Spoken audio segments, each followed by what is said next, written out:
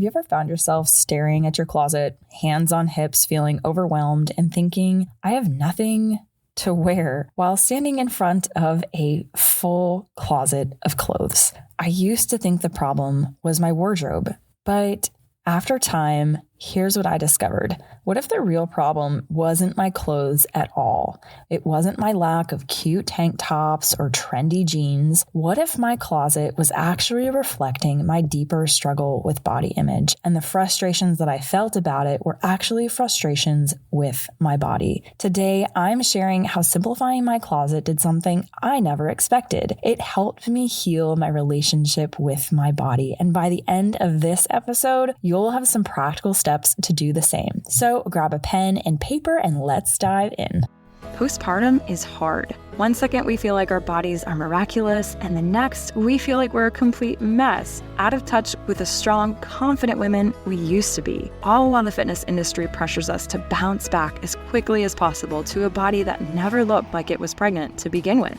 That's why, whether we're 3 days postpartum or 3 years postpartum, we need the refreshing truth of gospel-focused fitness to give us energy for the physical challenges of motherhood, peace with our postpartum bodies, and kingdom-centered motivation to train for strength and stamina. So mama, whether you're sipping on cold coffee or folding 5-day-old laundry, I pray by listening every Monday, you become equipped, encouraged, and empowered for a strong motherhood, all for God's glory. This is the Strong After Birth podcast. Thanks for joining us. Hey, Mama, thank you so much for diving into this podcast with me. This is a personal podcast because I often find that the struggles that I have that feel like I'm the only one that struggles with them are often the ones that when I share them with my clients, they feel so much relief to know you struggle with that too. And so my hope is that this podcast episode, by the end, you will feel equipped and excited to tackle the mountain of overwhelm that might feel like your closet, and in the process, come into a deeper, more respectful and loving relationship with the body that God has given you. Because for years, I felt like I was at war with my closet. Certain clothes didn't fit right. Some were reminders of a body I once had, #postpartum, or thought I should have. And getting dressed felt like more of a battle than a simple joy. And so much time was wasted trying on outfits that didn't feel authentic to me, putting them in the hamper, washing them, and then hanging them up again and hoping that next week would be different. But guys, who has time for that? We are managing families, we're running households, we're working jobs. We have so much on our plate, don't we? I wanted to feel confident and at peace when I got dressed, but instead I felt frustrated, ashamed, and sometimes just even stuck in comparison, thinking everyone else is just getting dressed. Everyone else isn't struggling with this. But I dove in and I tried some of those typical fixes. I bought new clothes that I thought would make me feel better. I kept adding to my wardrobe, and then I would keep goal clothes that told me one day, someday, maybe if I lose 10 pounds, this shirt will finally fit good. Does that sound familiar? Here's the problem. None of it worked long term. Instead of solving the problem, it just added to the clutter, both in my closet and in my mind. The closet that was once full went to a closet that was stuffed, went to a closet that I just wanted to avoid because it was such a pain point in my mind. And then I stumbled upon an unexpected truth. My closet was never meant to be a measuring stick for my worth. The clothes that I choose to wear, how I choose to show up, had become a measuring stick for how I felt about myself, for what I said my body was worth to the world. Jesus said in Matthew 6:28-30, "Consider the lilies of the field, how they grow. They neither toil nor spin, yet I tell you, even Solomon in all his glory was not arrayed like one of these."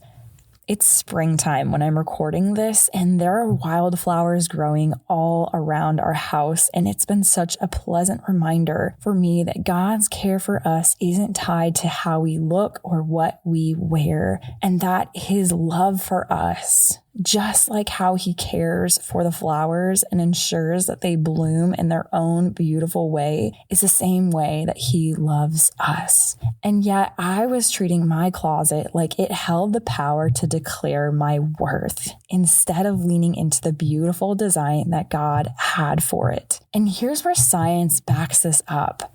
Decision fatigue is real. Studies show that reducing choices leads to less stress and more peace of mind, that we have more clarity in our thoughts, more space from our emotions, and the ability to make decisions quickly and confidently. And when I finally minimized my wardrobe, and I'm going to talk about the specific steps of what I did here towards the end, so hang with me. When I started letting go of clothes that didn't serve me, I found more than just extra space in my closet. I found freedom.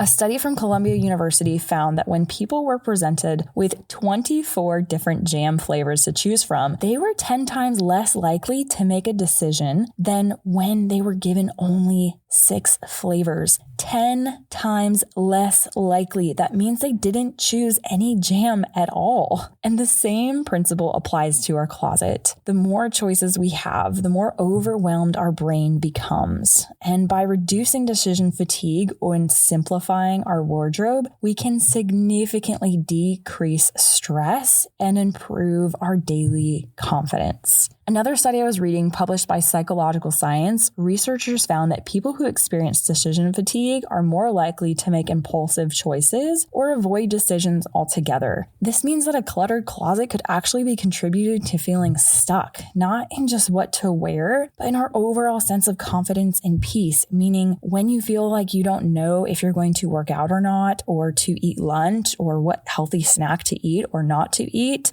this is all contributing. I want you to imagine this. Imagine you're starting your day without the inner critic whispering in your ear. Imagine walking up to your closet, pulling clothes off of hangers without battling with them, and putting on clothes that you know fit and you love and you feel like yourself. You feel free, you feel lighter, and like your body is no longer something to fix, but something to care for with joy.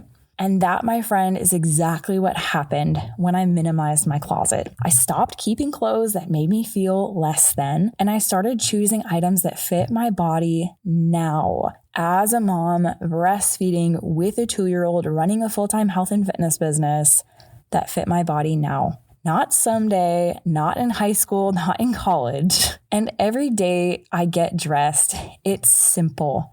It is a stress-free act instead of an emotional struggle. Because let's be honest, as moms, we need as much emotional capacity and resilience as we can muster. And here's the best part. This isn't just about clothes or having an aesthetic closet.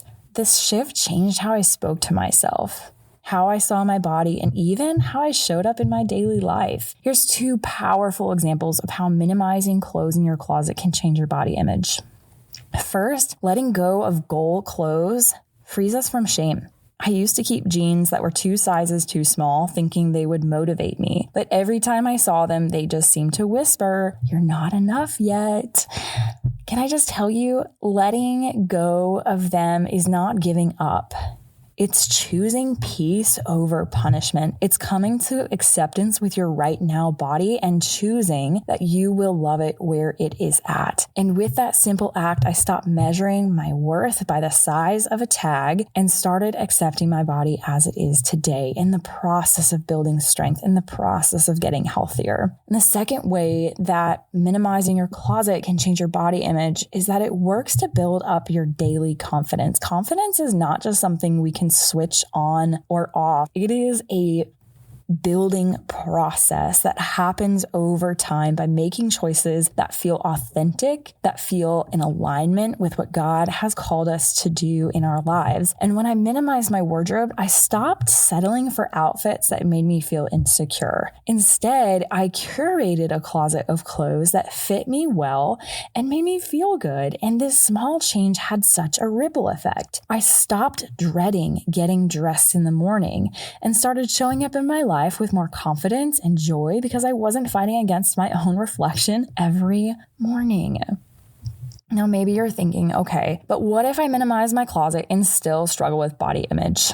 That's a totally fair question, and one that I asked when I first started my journey towards minimizing my closet. Here's the thing. It is not just about the clothes. It is about the process of letting go. It's about recognizing that holding onto guilt is not going to help you in your health journey, and realizing that your body is not a problem to be solved. If you minimize your closet and still feel stuck, it is a sign to look deeper. Maybe it's about how you speak to yourself. Maybe it's about who you follow on social media, or the expectations of yourself that you've internalized over the years. Here's the good news. Healing is not a one and done thing. It is a journey, and minimizing your closet is just one powerful step on that path. I want to give you 3 simple action steps that you can take today that will help you know how to minimize your closet for healing your body image.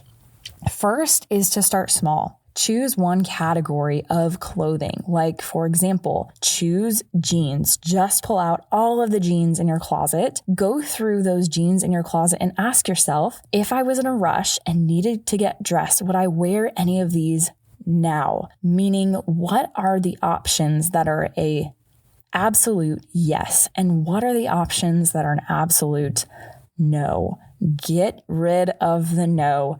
Donate them, sell them, give them to your friend. Our church recently started doing a community closet where we have events and we'll just all donate clothes that don't fit us anymore, and then people can come and shop each other's closet. It's so fun. Organize something like that with your friends to get rid of clothes that don't fit. Number 2 is to change the narrative. When you feel resistance, like you have to keep this, or one day, someday thinking, I want to remind yourself your worth is not in your wardrobe. Remind yourself that classic verse from Psalm 139:14, which says, I am fearfully and wonderfully made. You are made with awe. You are loved and you are forgiven regardless of what the scale says. And because of that, you are worthy of wearing clothes that fit your body. Amen? Number 3.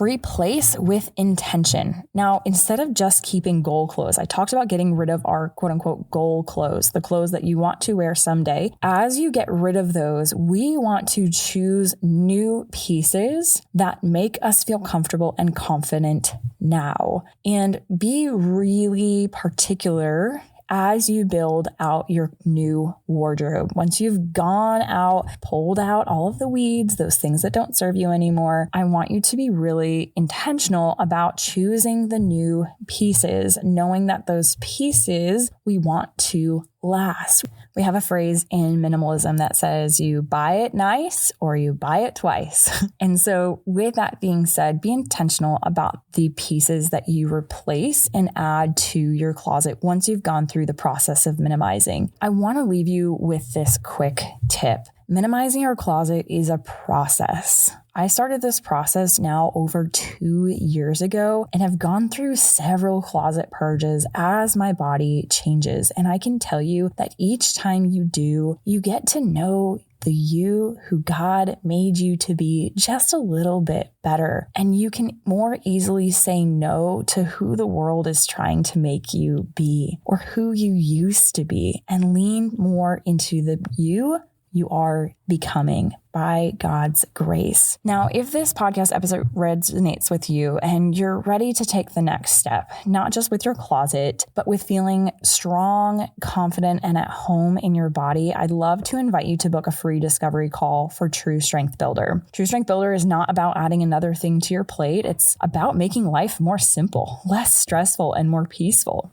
Imagine someone walking alongside you in your health and fitness journey, helping you uncover what's holding you back, shifting your mindset, and giving you clear, practical steps forward in your health and fitness. You do not have to do this alone. If you're ready for a fresh start, a simple, sustainable strength program that is designed for busy moms, then let's chat. Click the link in the show notes and book your discovery call today. No pressure, no stress, just a conversation that could literally change everything for you, like it's done for our other clients. Friend, your body is not the problem. Your clothes are not the problem. And freedom is so much closer than you think. Keep taking these small, faithful steps because you are so worth it in Christ. By heaven's eyes, you are loved and adored right now. Until next time, friends, stay strong. All the love, Coach Laura.